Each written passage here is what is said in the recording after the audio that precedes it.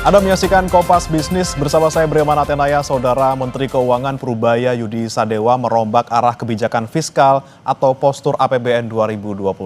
Target pendapatan dan belanja naik, dampaknya defisit APBN juga ikut naik. Menteri Keuangan Purubaya Yudi Sadewa belum berhenti memberikan gebrakan. Berbagai manuver dilakukan untuk mencapai target pertumbuhan ekonomi yang diinginkan Presiden Prabowo Subianto. Arah APBN 2026 pun dirombak total. Setelah memindahkan uang negara ke perbankan, Purubaya menaikkan angka yang ada dalam postur APBN, mulai dari pendapatan negara, belanja pemerintah, pusat dan daerah. Yang paling terlihat dari perombakan ini adalah dampaknya ke defisit APBN yang naik dari era Sri Mulyani 2,48% jadi 2,68% PDB. Menteri Keuangan Purubaya mengklaim perubahan ini tidak berbahaya bagi keuangan negara. 3 triliun untuk daerah. Iya. Sesuai dengan apa masukan dari daerah. Untuk kita sih itu penting karena untuk dalam jangka pendek untuk menjaga stabilitas sosial dan politik daerah. Dan walaupun total dana daerah yang turun dibanding tahun lalu, cuma ada 1.300 triliun belanja pusat yang dibelanjakan di daerah. Jadi manfaat ke daerahnya nggak akan berkurang. Artinya dominasi pergerakan ekonomi daerah. Pak Menteri boleh berulang Pak, APBN ke daerah nggak berkurang. Apalagi nanti saya akan paksa dan monitor belanja daerah jangan sampai terlambat seperti sebelum-sebelumnya. Yang buat defisitnya Pak? Yang defisitnya tadi? Defisitnya Pak? 2,68% kan? Itu apa nanya apa bahaya apa enggak? Itu nggak apa-apa, itu masih di bawah 3% dan diperlukan untuk nanti menciptakan pertumbuhan ekonomi yang lebih cepat, jadi nggak usah tambah. Tetap hati-hati. Badan Anggaran DPR sementara ini sepakat dengan rencana Menteri Keuangan dan berencana membawanya ke rapat paripurna. Postur APBN yang disepakati dalam Badan Anggaran, sebagaimana saya sampaikan tadi, yang pertama penerimaan negara dari 3.147 menjadi 3.153, artinya ada kenaikan.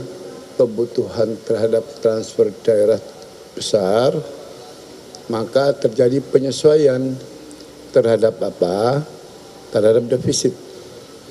Defisit yang awalnya diperkirakan 2,48, kita sepakati bersama pemerintah dan Badan Anggaran DPR menjadi 2,68.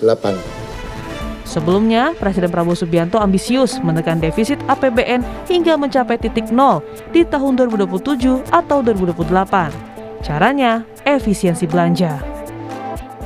Kami akan terus melaksanakan efisiensi sehingga defisit ini kita ingin tekankan sekecil mungkin. Dan adalah harapan saya, adalah cita-cita saya untuk suatu saat, apakah dalam 2027 atau 2028, saya ingin berdiri di depan majelis ini, di podium ini, untuk menyampaikan bahwa kita berhasil punya APBN yang tidak ada defisitnya sama sekali. Dalam 2 pekan terakhir, setidaknya ada 5 gebrakan Purubaya sebagai Menteri Keuangan. Yang pertama, tarik uang di BI pindah ke Himbara 200 triliun rupiah, menaikkan defisit APBN ke 2,68%, kebijakan tarif cukai rokok dan berantas rokok ilegal, menolak teks amnesti berulang, tarik dana MBG yang nganggur, dan patroli ke kementerian. Langkah atau taktik Menteri Keuangan Purubaya ini akan menjadi penentu arah disiplin fiskal Indonesia 2026. Jika mulus, tidak hanya ekonomi yang bergerak, tetapi kepercayaan investor terhadap Indonesia. Zevanya Situmeang, Muhammad Zamzari, Kompas TV, Jakarta. Menteri Keuangan Purubaya Yudi Sadewa memastikan perombakan APBN 2026 tetap akan disiplin supaya fiskal pemerintah tetap sehat. Lantas akankah gebrakan Menkeu Purubaya sejalan dengan keinginan Presiden Prabowo Subianto? Kompas Bisnis akan mengulasnya bersama dengan Direktur Eksekutif Selyos Bima Yudhistira. Selamat pagi Mas Bima. Selamat pagi. Ya, Mas Bima, ini kita lihat Menkeu merombak APBN 2026 nih, mulai dari target pendapatan, kemudian belanja, sampai defisit semuanya ini naik gitu ya. Terus bagaimana menjaga APBN kita yang ekspansif ini tetap disiplin tapi tetap prudent juga gitu? Yang jelas APBN itu perlu untuk lebih ekspansif. Kenapa? Karena memang selama ini masalahnya ada di sisi fiskal. Di sisi fiskal yang akhirnya menghambat ekonomi, seperti misalnya efisiensi anggaran yang dilakukan sejak awal tahun 2025. Tapi pertanyaannya, kalau dia mau ekspansif, pos belanja apa yang harus dilakukan ekspansi? Nah, itu yang menjadi pertanyaan krusial. Karena bukan hanya sekedar nominal, tapi juga kualitas belanjanya. Kalau yang diekspansifkan adalah belanja yang terkait dengan infrastruktur dasar, pelayanan publik, yang terkait dengan ketahanan pangan, itu nggak ada masalah. Tapi kalau ada belanja-belanja yang dikalahkan hanya untuk misalnya menaikkan pos anggaran belanja yang lainnya, nah ini harus hati-hati. Contohnya transfer daerahnya naiknya hanya kecil, tapi sebenarnya dibandingkan tahun 2025 kan turun. Tapi dia mengorbankan apa? Transfer daerah yang kenaikannya tidak terlalu tinggi. Salah satunya adalah mengorbankan misalnya belanja pendidikan itu sebagian diambil untuk makan bergizi gratis. Kemudian ada kenaikan anggaran pertahanan, anggaran keamanan yang nilainya cukup tinggi. Nah, ini yang harus diatur oleh Pak Purbaya ke depan ini adalah memastikan mana pos-pos belanja yang memang dibutuhkan masyarakat. Yang kedua adalah pos belanja yang langsung berdampak kepada daya beli masyarakat. Tapi kita harus apresiasi nih, ada beberapa yang mulai muncul dari Pak Purbaya. Ini satu, dia menolak tax amnesty. Artinya menutup defisit APBN yang melebar, tidak menggunakan jalur tax amnesty karena beresiko pada moral hazard, orang jadi nggak percaya lagi sama pajak karena terus-menerus diampuni. Ada lagi misalnya menggantikan subsidi listrik ya secara bertahap ke depannya itu kepada pembangkit listrik dari energi terbarukan, dari panel surya.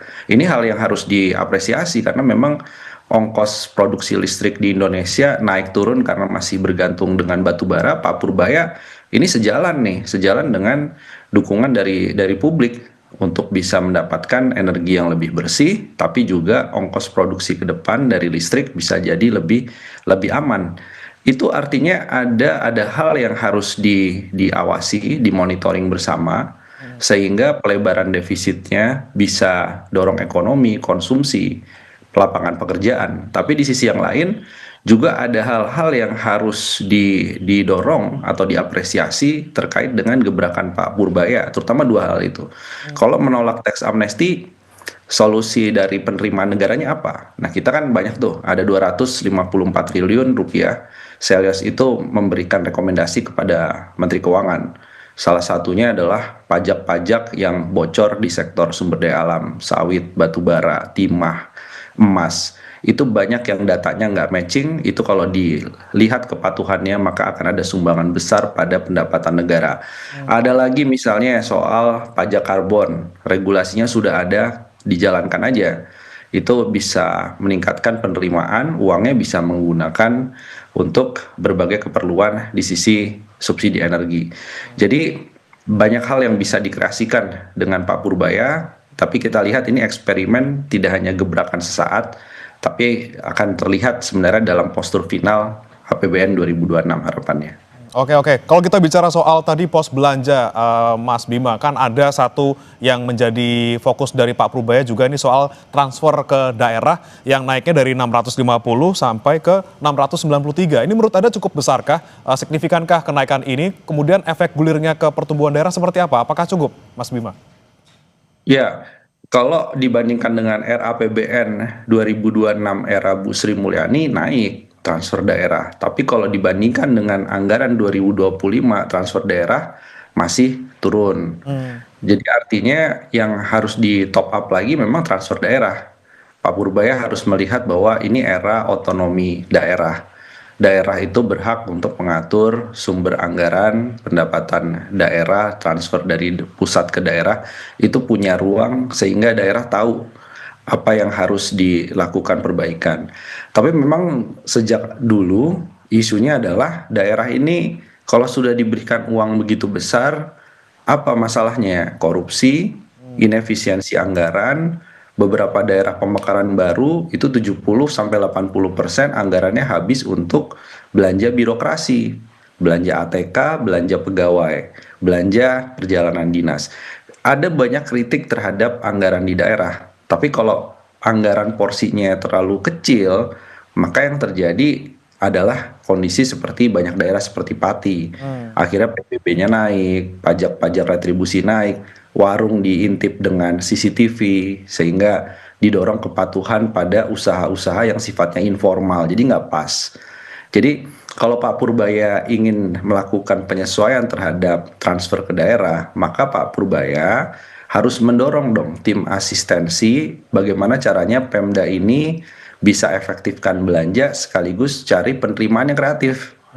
Jadi banyak Pemda itu mulai mencari penerimaan dari ekonomi kreatif, ekonomi basisnya budaya, ekoturisme misalnya, dan sumber-sumber pertanian yang berkelanjutan, perikanan yang lebih modern.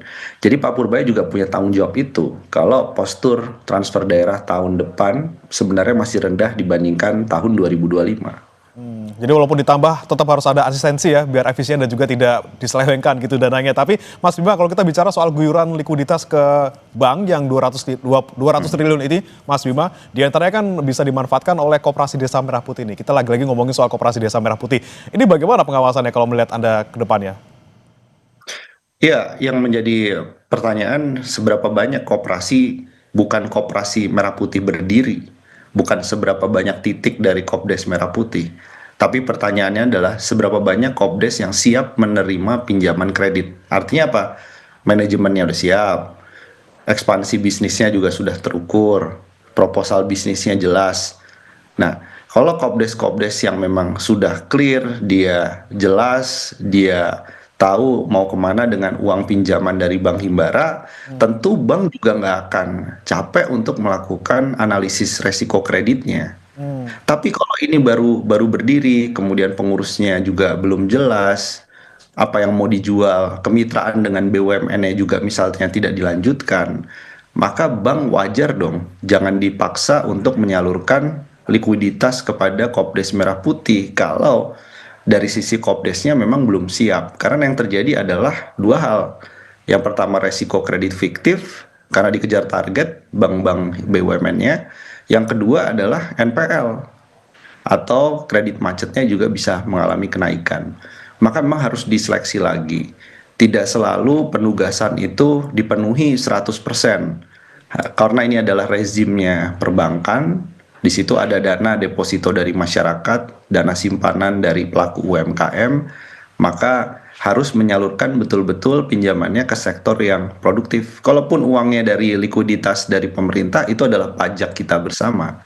Maka itu harus dipastikan Bank Himbaranya prudent. Bank Himbaranya memang betul-betul bisa tepat sasaran. Satu lagi adalah, gimana nih caranya di luar dari Kopdes Merah Putih, pinjaman produktifnya bisa tersalurkan. Kuncinya adalah dari demand side atau dari sisi permintaan.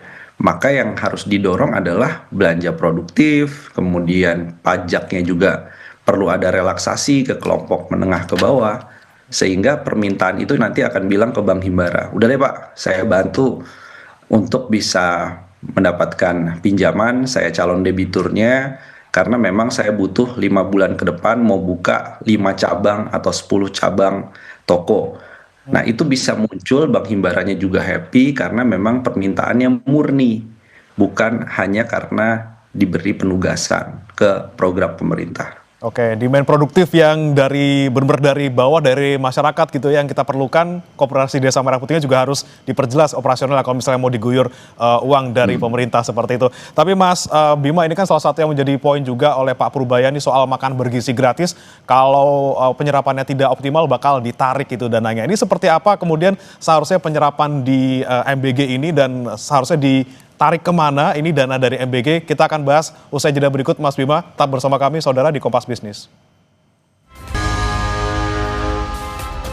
Kembali bersama kami di Kompas Bisnis, saudara, dan kita masih bergabung dengan Direktur Eksekutif Selyos Bima Yudhistira dan masih membahas terkait dengan perombakan RAPBN 2026 yang dilakukan oleh Menteri Keuangan.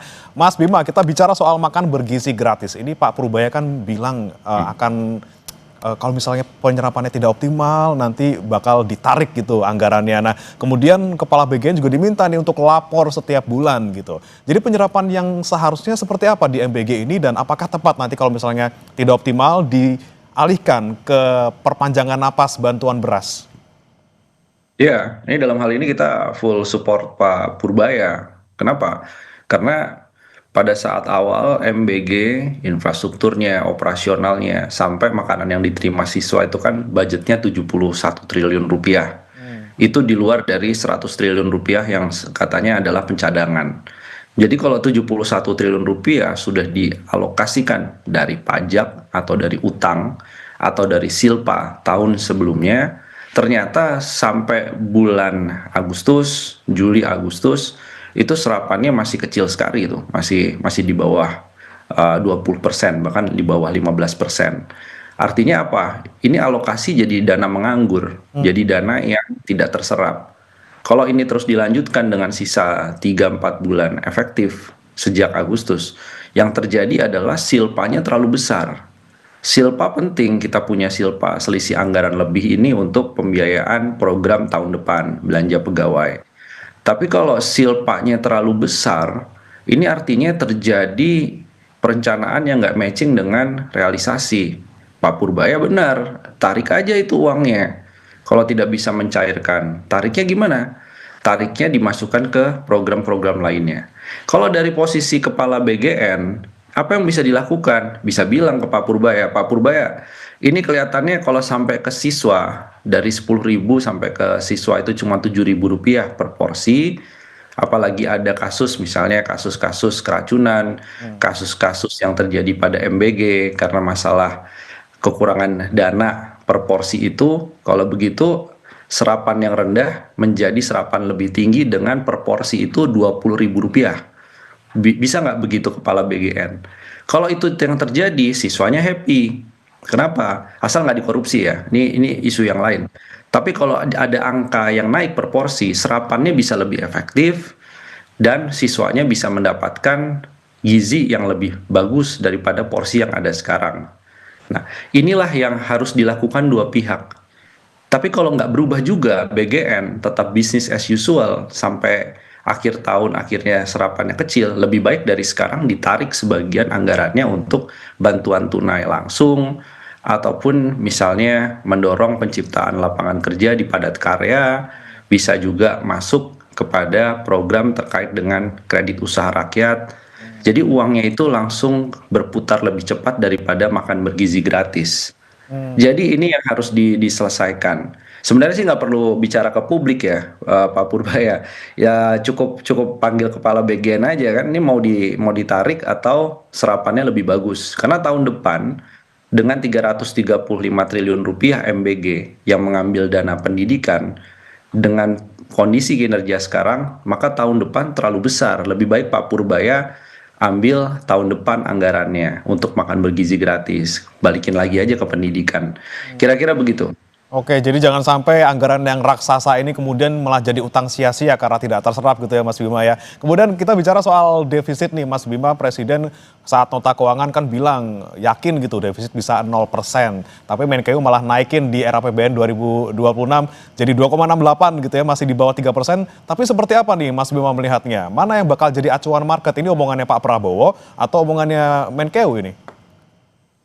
Iya, Pak Prabowo itu konteksnya sebenarnya defisitnya bisa nol itu karena Danantara menyumbang penerimaan negara lebih besar ke depannya pada waktu di pidato nota keuangan. Sementara yang real dilihat bahwa defisit 0% belum ada hilalnya nih, belum ada tanda-tandanya. Karena di 2026 defisitnya justru mengalami pelebaran menjadi 2,6% lebih. Tapi apapun itu, apapun Pak Presiden atau Pak Purbaya, pada intinya adalah fiskal yang sehat dan berkualitas itu yang harusnya menjadi diskursus di dalam pemerintahan. Jadi kalaupun 2,6%, bisa nggak ekonominya tumbuh di atas 5,2% atau 5,3% tahun depan? Bisa nggak sektor pekerja formalnya itu semakin banyak porsinya dibandingkan pekerja di sektor informal? Bisa nggak upah rata-rata masyarakat itu naik? ketimpangannya menurun, kemiskinannya menurun lebih cepat. Nah, itu yang penting adalah outputnya, deliverable-nya. Nah, kalau dari sisi Menteri Keuangan, Pak Purbaya harus berpikir juga, dia punya tanggung jawab. Tanggung jawabnya, kalau defisitnya menjadi lebih lebar, gimana caranya saya dorong Dirjen Pajak untuk cari penerimaan tanpa membuat masyarakat marah? Tadi ada 254 triliun yang disarankan oleh Selyos tanpa mengganggu daya beli itu bisa. Nah, yang kedua adalah kalau pemerintah harus menambah utang, ada loh sebenarnya solusi utang itu bukan bertambah, tapi program belanja bisa jalan, utangnya berkurang. Maka membuka ruang renegosiasi dengan para kreditur utang. Bilang aja, MBG butuh anggaran 335 triliun. Bank Dunia, ASEAN Development Bank, ataupun dari negara-negara seperti Jepang maupun Tiongkok, bisa nggak utang Indonesia bayarnya nggak usah sebesar yang kemarin, tapi Anda membantu program MBG dengan lebih bagus ke depannya. Nah, itu bisa, jadi beban utangnya bukan nambah, beban utangnya berkurang, tapi program pemerintahnya bisa berjalan lebih bagus. Itu yang namanya pertukaran utang atau debt swap. Jadi cara-cara yang kreatif ini harus terus dicoba, di-exercise oleh Pak Purbaya. Makanya kalau tax amnesty bukan solusinya dan kita mendukung Pak Purbaya untuk menolak kalau ada DPR yang minta ada tax amnesty jilid 3, ya tolak aja itu Pak Purbaya, itu udah bagus. Solusinya apa? Dari Pak Purbaya agar rasio pajaknya itu bisa terus mengalami kenaikan tanpa bikin orang marah. Itu sebenarnya solusinya ada. Jadi tinggal Pak Purbaya ini mumpung lagi confidence, lagi percaya diri, jalankan aja tuh input-input dari publik yang bagus, exercise jalankan.